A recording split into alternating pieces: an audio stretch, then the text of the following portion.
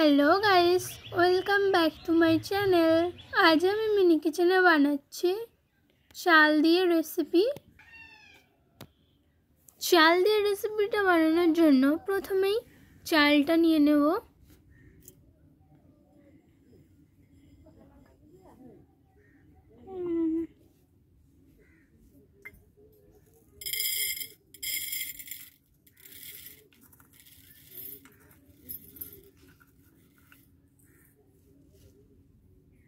চালটা পরিমাণ মতো নিয়ে নিয়েছি।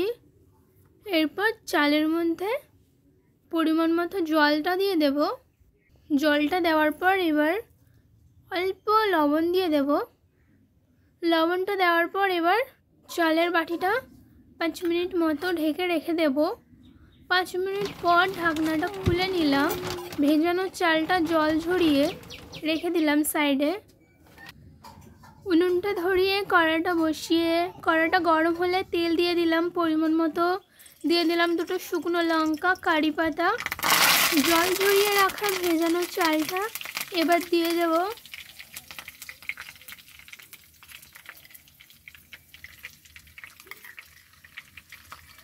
পুরো চালটা দেওয়ার পর এবার কন্টিনিউ নেড়ে যেতে হবে। 5-6 মিনিট কন্টিনিউ নাড়ার পর চাল ভাজা রেডি হয়ে যাবে।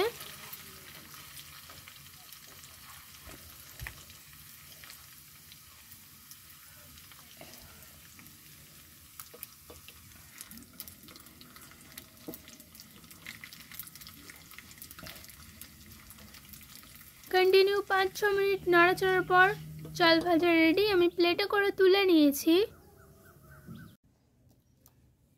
ওই চাল ভাজার মধ্যে এবার দিয়ে দেব গোলমরিচ গুঁড়ো,